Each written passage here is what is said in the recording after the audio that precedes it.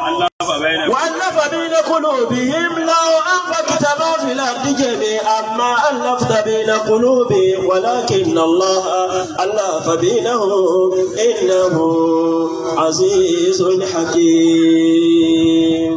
صدق الله العظيم. نعم. torí ọjọ́ tí ó ti lọ ìjókòó yìí dáa púpọ̀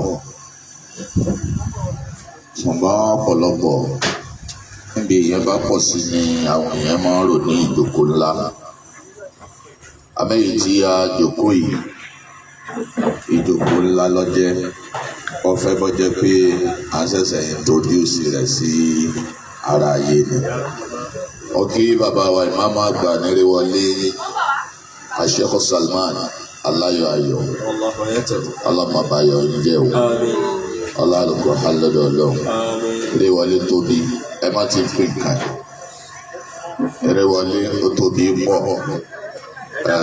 alámàbárí wọlé jẹ́ ọkí bàbá wa Khalifatul Ulafa fún gbogbo ohun tí jẹ́ Qadiriyya ní àpapọ̀ Sheikh Abdulrahman dúró kùnmi ọlọ́run yẹ sí pẹ́ ọlá Al-Qur'an lọ́dọ̀ ọlọ́run ọlá àwọn tẹ súnmọ́ tẹ dìmọ́ ọlá bíbí ọlá bí ẹ ti bẹ̀rẹ̀ ọlá làkàwùdà. wala quwwata illa billah. àbáwa ní ẹgbẹ́ yín òkè yín àti àfa àtàwọn àbádànà àbí tọ ògbó yín mo kí àbáwa kéde wọn á kí bàbá wa ọlá ọ̀rẹ́ ọ̀kan nínú àwọn àfáà kan ló sùn fún síta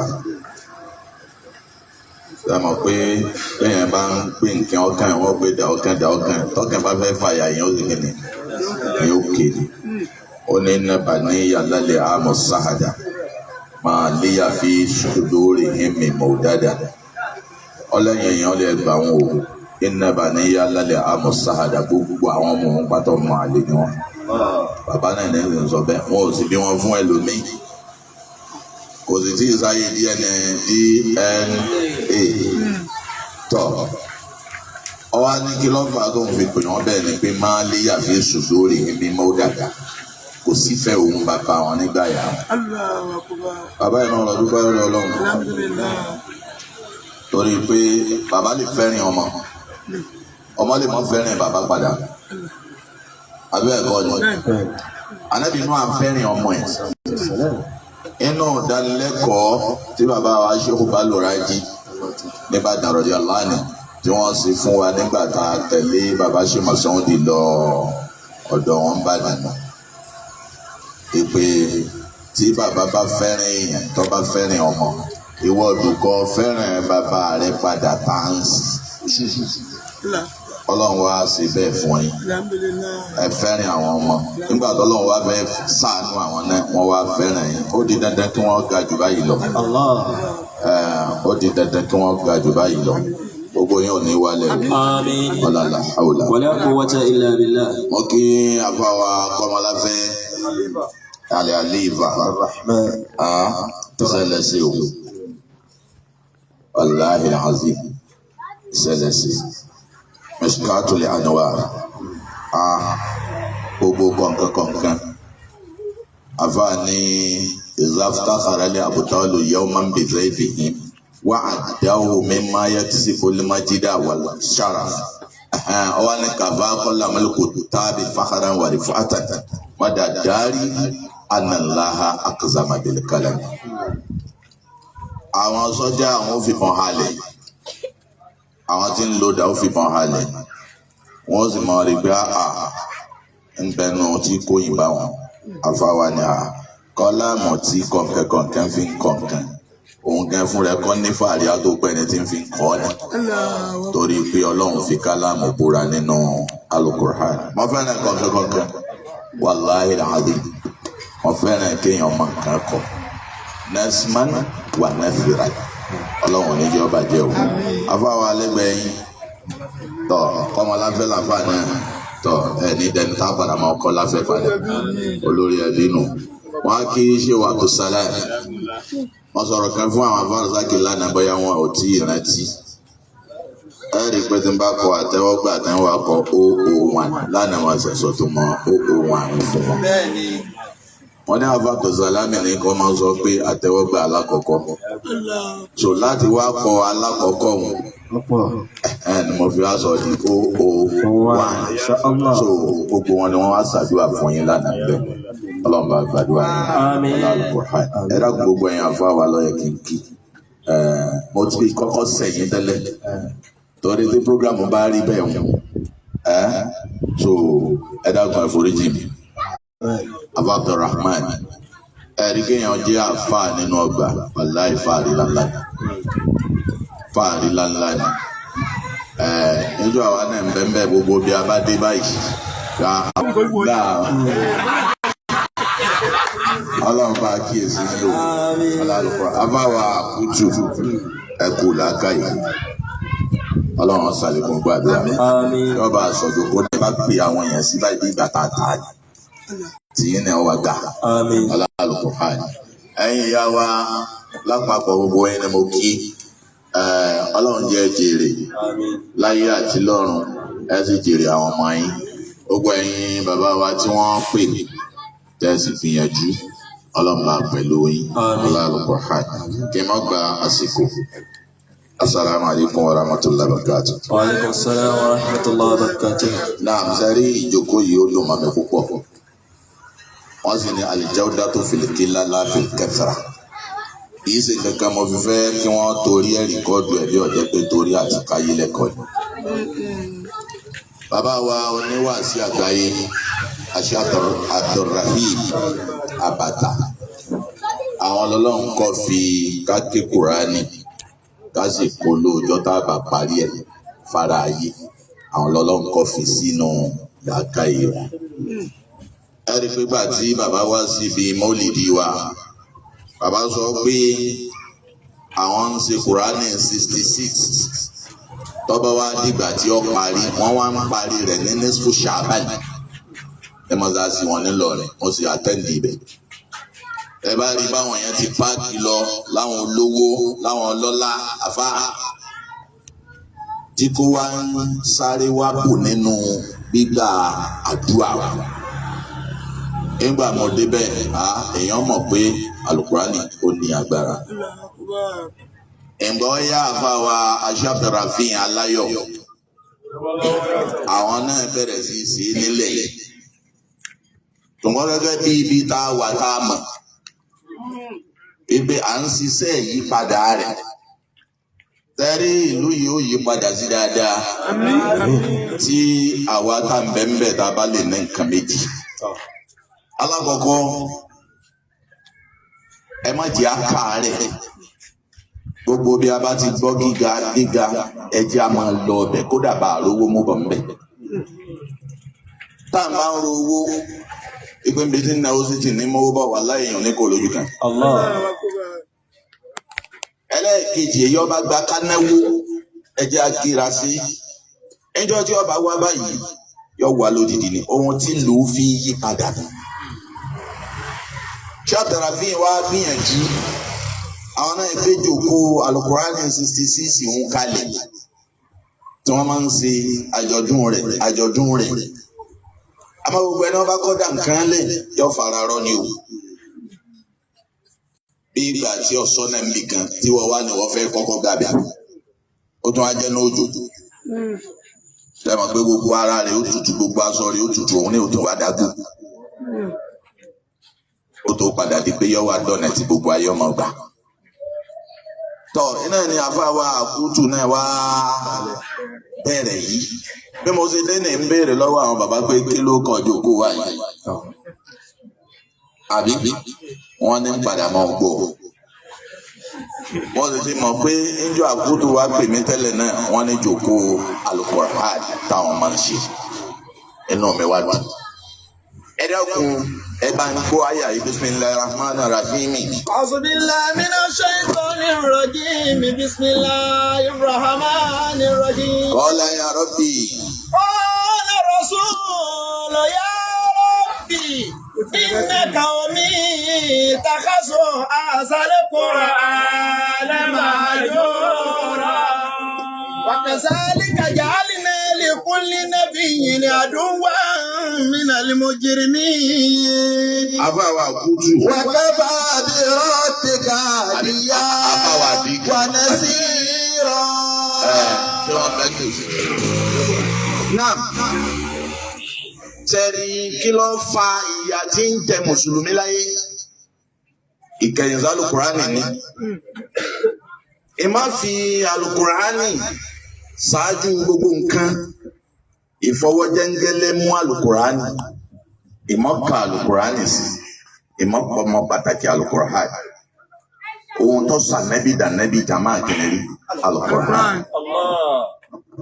Tí ó bá sá alukurani kí láàfin.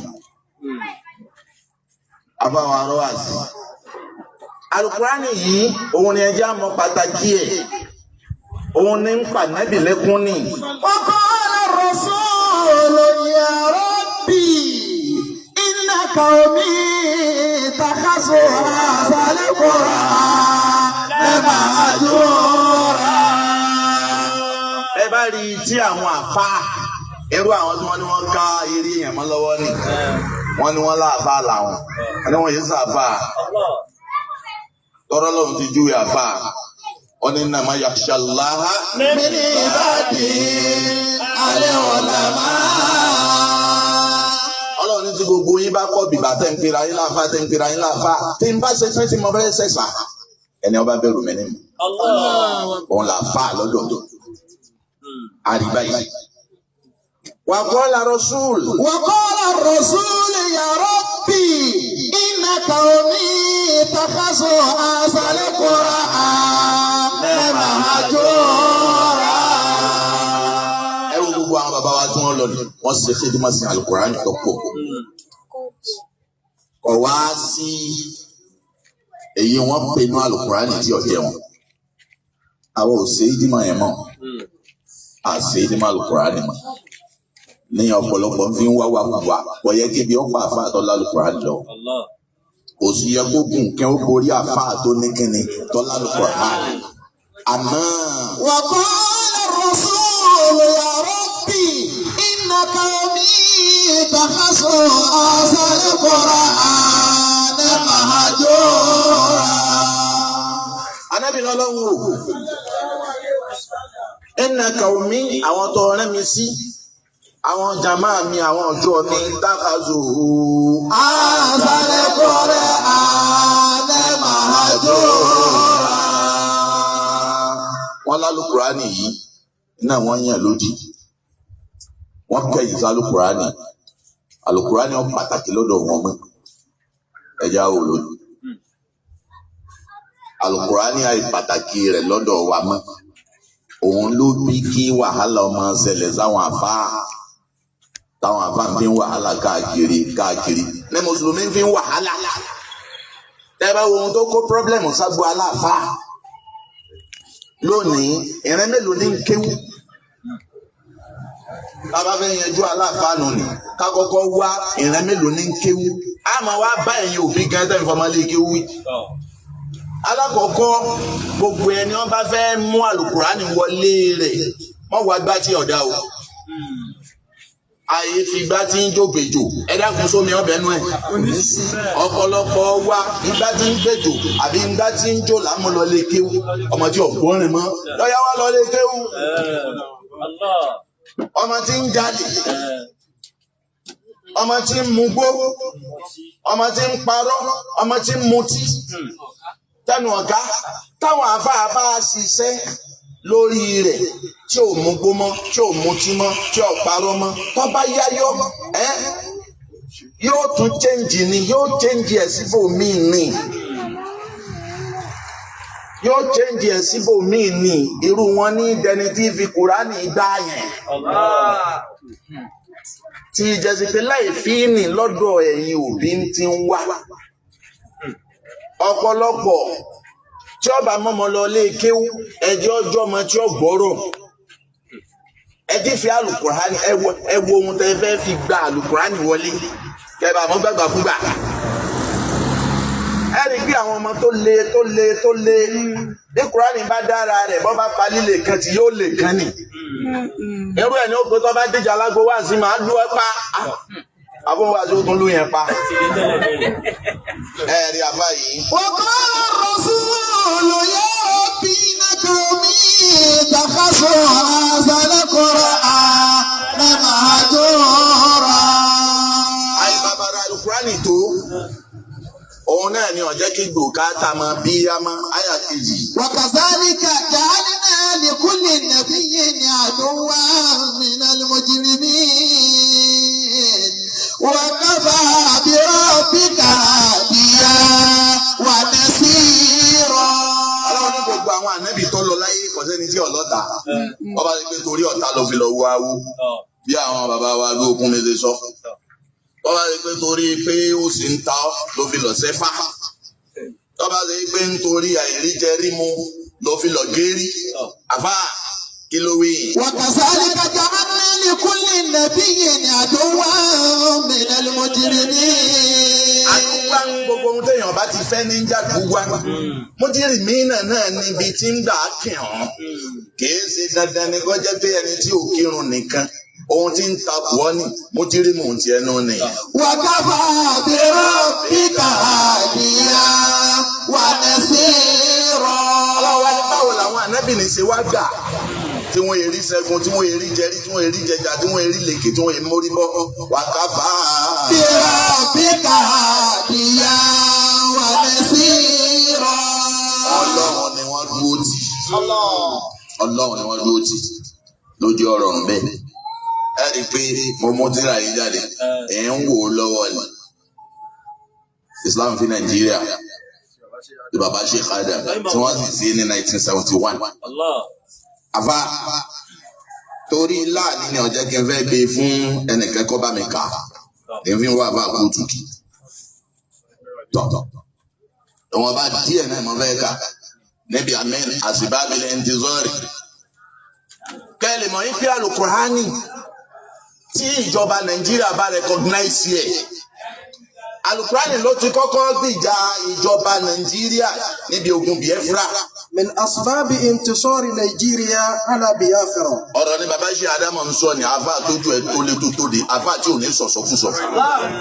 Bàbá ní nínú ohun tí Nàìjíríà tí wọ́n fi borí ogun Biafra ogun ilẹ̀ Ìgbò ogun àwọn Ìgbò níjọ́ tí wọ́n láwọn fẹ́ pín Nàìjíríà kí Ìgbò ọlọ lọ́tọ̀ gbogbo àwọn tó gun ní sojú wọn mọ̀ wípé ha ọkọjà bẹ́ẹ̀. يعلم الأصدقاء والأعداء جميعا.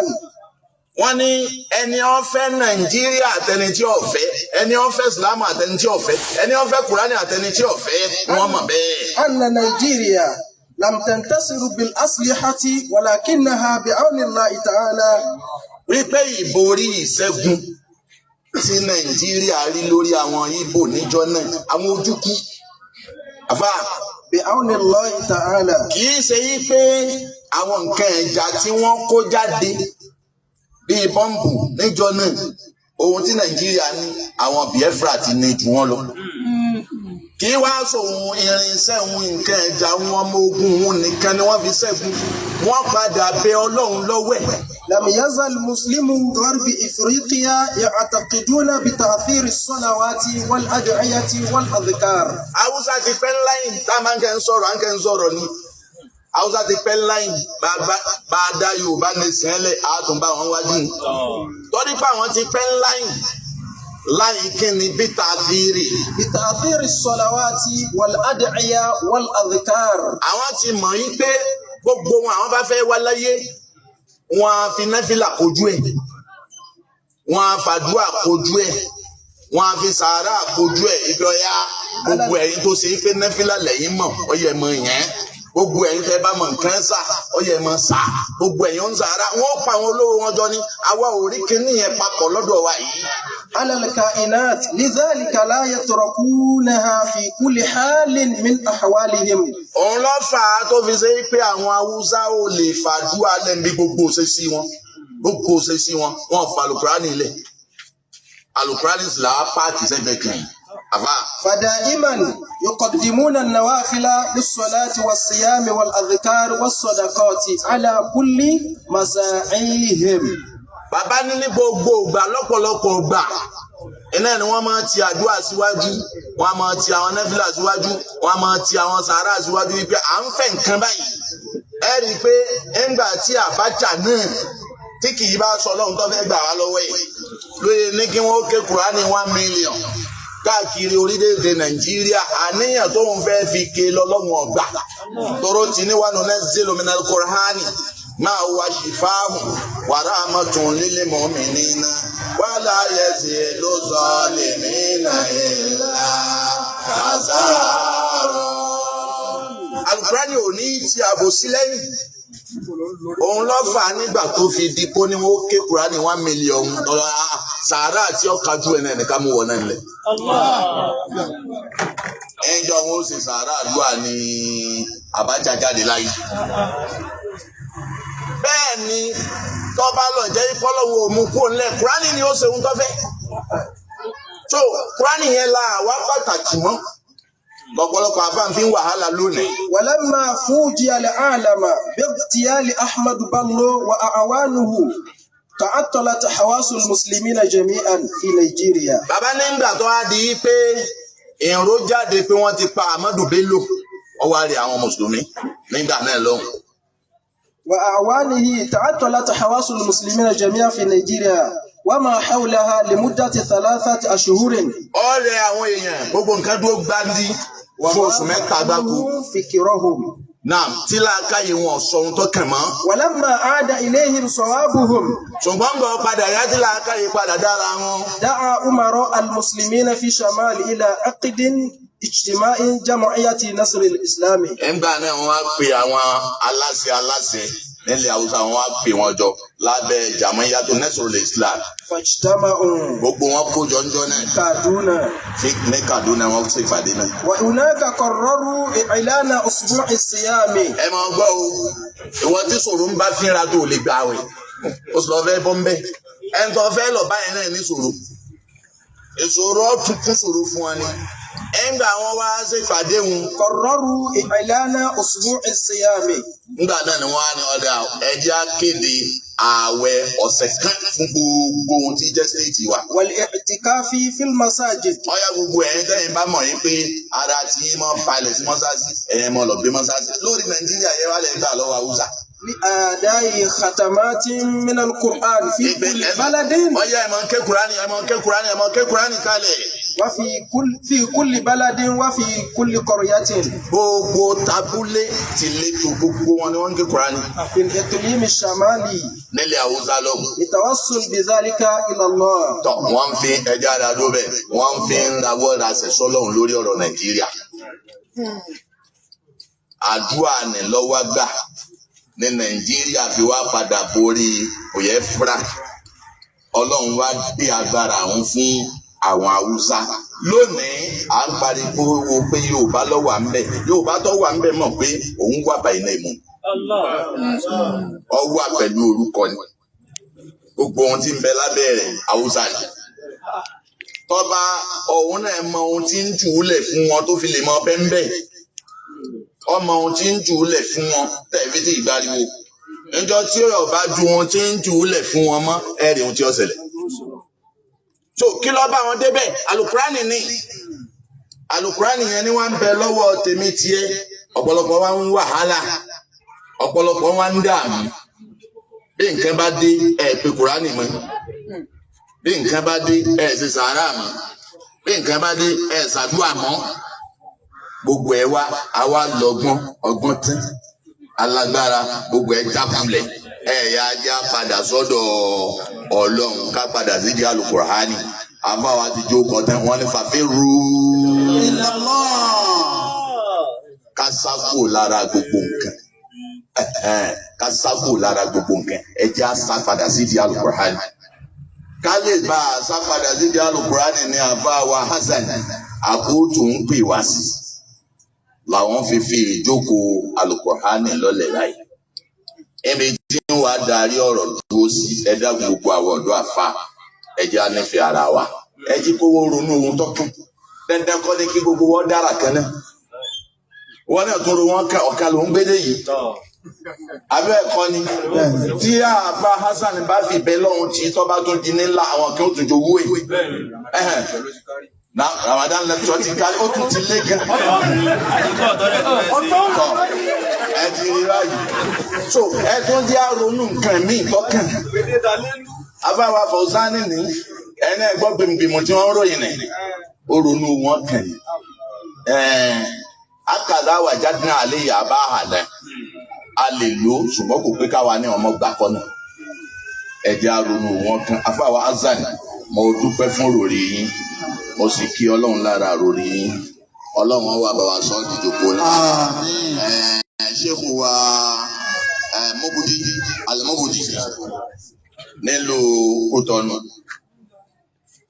ọwọ́ àrí àpáàkì níbi mo fẹ́ fi sọ̀rọ̀ fún àgbàwà kútu náà nù ẹni yẹn mọ́ wá hẹ Kùránì so ọwọ́ àrí bàbá ni ti hẹ Kùránì wa bàbá jọ́ mélòó lẹ̀ fi hẹ Kùránì bàbá ni odidi Al-Kùránì wọn hẹ fún jọ́ mẹ́wàá ọ ní bẹ́ẹ̀ ni ṣé ẹ lè hẹ́ láàrin jọ́ mẹ́ta bẹ́ẹ̀ lè hẹ́ bàbá ni a wọ́n yọ wọ́n gbìyànjú ẹ̀ wò èèlò lẹ́gbàá bàbá ni sọ ńgbọ́ ya bàbá ni bá hẹ Kùránì ọ̀hẹ́ Kùránì ọwọ́ ni wọ́n bá wọn hẹ́ bíi méje ńjọ́ tó wá parí ẹ̀ tó fọ Al-Kùránì tẹ̀ ṣé òmòbudí wá dé ọmọ pé gbogbo wa lásàmọ́ ṣé òmòbudí mọ́bùdí wá dé bàbá ni wàá gbé fún ọwọ́ ọkọ̀ fún bàbá òun lówó rẹ̀ nágbètò owó Kùránì rẹ̀ ni bàbá ọ̀yà ẹgbẹ́ kẹ́mú kóhun mú báwo àní ẹ mú òun láti fún yín ló bàbá ni wàá gbé Al-Kùránì wá mọ́ ó ní èyí tẹ̀ ń ṣe tẹ́lẹ̀ ní ẹ̀ ń sìyàn ni ẹ̀ ń gbọ́ wáyá ṣé òmùbúdí wá padà jáde ó wá dọ́dọ̀ àwọn mínísítà kan lọ́wọ́ aróyìn bàbá òun fún wọn pé báyìí sàárà àdúrà tá a sì ṣe fún yín bàbá òun máa fẹ́ kẹ́ ṣe é fún wọn á darí 10 million sí bàbá rẹ̀ tọ́ wọn á lọ wọn ṣe ẹ ti rí ohun tẹ̀yìn ń gbé jùnà fáwọn èèyàn èèlò wọn fún yín lérí ní ẹ̀tẹ̀ yẹn gbogbo àfẹ́ ẹja máa kí Kùránì fúnra wa ní. Wọ́n náà mọ̀ pé eléyìí Ọlọ́run èmi kankan ní eléyìí Subhanallah.